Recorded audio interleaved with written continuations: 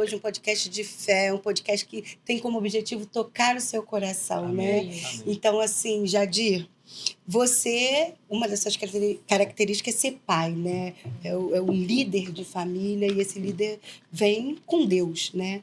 Explica pra gente. Você falou que tem 2 filhos atípicos, né? O que é ser um pai atípico?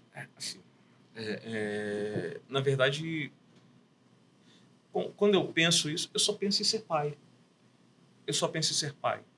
Eu vejo, assim, hoje o termo é pessoa com deficiência, Sim, né? sim. Que é o termo politicamente correto. Alguns anos, meses atrás, era pessoas com necessidades especiais. E eu sempre penso nisso, né? Qual é a necessidade especial de um filho? O que um pai não faria? Às vezes a necessidade especial de um filho é tentar superar uma depressão.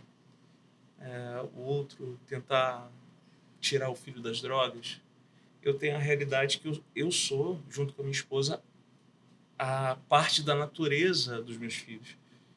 Né? Coisas que, por exemplo, eu não sei se vocês têm filhos. Sim. Então, todos. os filhos de vocês, de repente, você não se lembra o dia que ele amarrou o cadarço. Eu me lembro perfeitamente o dia que minha filha amarrou o cadarço. Mas por quê? Porque seu filho naturalmente aprenderia a amarrar o cadarço uma hora ou outra. A minha filha não. A gente insistiu, Um processo. E não desistiu. insistiu. Aí a gente cansa.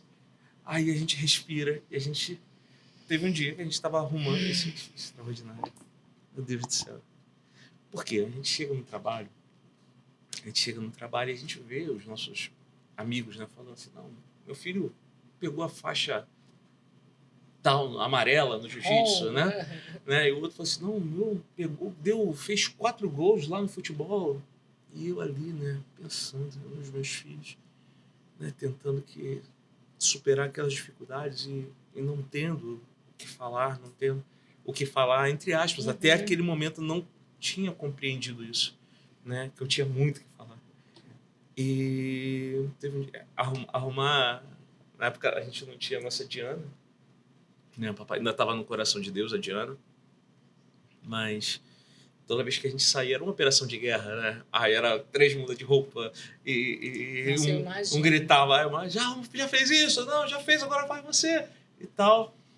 E teve um dia que eu falei assim, tá tudo pronto aqui. Aí ela falou, não, então amarra o cadastro das crianças. Aí eu falei assim, não, já amarrei aqui do Danilo e a Natália, você já amarrou. Ela, não amarrei, não, amarra aí. Aí eu, tá amarrado. Assim, né?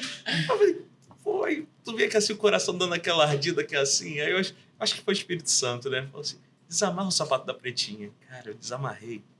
Mas ela tem uma... Né, Diana? Ela tem uma personalidade, a Natália não tem? Ela é caixa grossa, né? A Natália é caixa grossa. Aí desamarrei o cadastro dela, ela deu uns 2, 3 gritos lá. Daqui a pouco ela se abaixou, fez as 2 orelhas do coelho. Ai, que fofo. Passou aqui assim... Um laço perfeito de cadastro. Minha irmã, comemorei igual o gol de Copa. Eu sei como é. Comemorei igual o gol da Copa. E assim, no dia seguinte, a gente lá no quartel, isso foi no domingo, e na segunda-feira, os caras falaram, não, meu garoto, pô, goleou de novo. E o outro falou assim, não, meu garoto ganhou a medalha. E eu falei assim, minha filha amarrou o cadastro. E assim, aí é que tá, né? Aquelas pessoas que eram próximas a mim, viam a minha luta, a minha angústia, celebraram comigo como se fosse um gol da Copa também. E aí a importância de quem está ao nosso redor, né, na nossa luta. E assim, eles celebraram, caraca, ela amarrou os dois. E assim, a gente ali no refeitório comemorando alguém que tinha amarrado o cadarço. Então, como você fala, né, o que é ser pai de jovens atípicos? Na verdade, eu sou pai. Eu não tenho nada. O que eu tenho de extraordinário são eles. É o que eu tenho de mais extraordinário. O que eles demandam, né? Tanto a Diana, quanto o Danilo, quanto a Natália, o que eles demandam para mim é o que me faz crescer. Eu não teria a menor chance de céu, eu não teria a menor chance de ser melhor, eu não teria a menor chance de ter um diálogo com você, de poder ajudar outra pessoa se eles não tivessem entrado na minha vida e transformando a minha vida num pequeno caos com muita graça, né? porque foi uma série de coisas que foram desconstruídas, mas eu tenho certeza que deve estar por aí numa dessas perguntas que eu vou fazer. Muita coisa aconteceu. Eu posso imaginar o que você passou, porque eu sou mãe atípica, então eu Você, sei. irmã, Eu sei exatamente o que você passou, né? E quando eu escutei você falar do cadastro, eu me lembrei que as coisas têm o peso que a gente dá, né?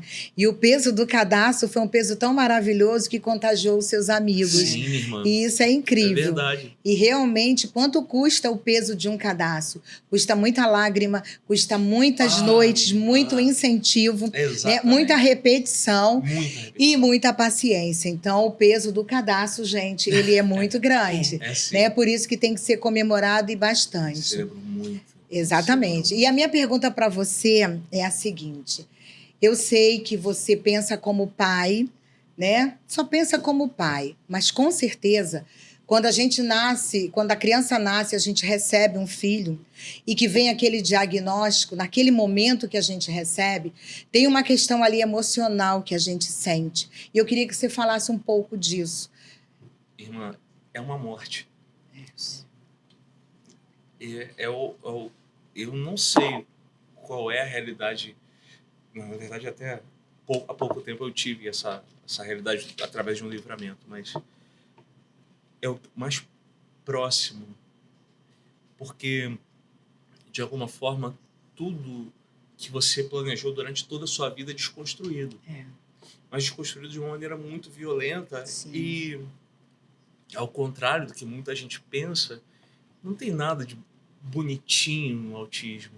Não tem. É muito difícil, muito cruel, mas toda a realidade de dor também tem a beleza Sim, da superação sim. e tudo, mas não é fofinho. Eu estava escutando até um irmão falando outro dia, que se você vive a realidade do autismo, mas não tem nenhuma derrota para contar, você está prejudicando a causa.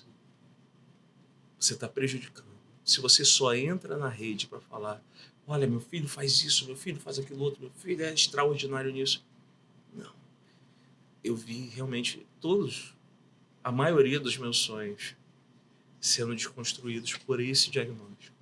É como se aquele filho que a gente projetou nos 9 meses de gravidez, ele morresse e ali naquele momento tem que nascer um outro filho. Tem que nascer um Entendeu? outro filho. Então a gente tem que se reprogramar para ser aquele pai e aquela mãe, né? Mas aí que tá, né? Eu sempre penso isso, né? Que dificilmente a gente sabe o que a gente quer e o que é melhor. Na verdade, a gente sabe o que a gente quer, mas a gente não sabe o que é melhor para Com nós. certeza. E eu vejo isso perfeitamente nessa desconstrução. A minha esposa, ela é uma... Cadê? Amor, Deus abençoe, tá? Deus abençoe. A minha esposa é uma mulher extraordinária. Ela é uma mulher extraordinária, ela é muito boa em tudo que ela faz. Vocês têm que ver aquelas festas lá de casa que vai ser só um bolinho.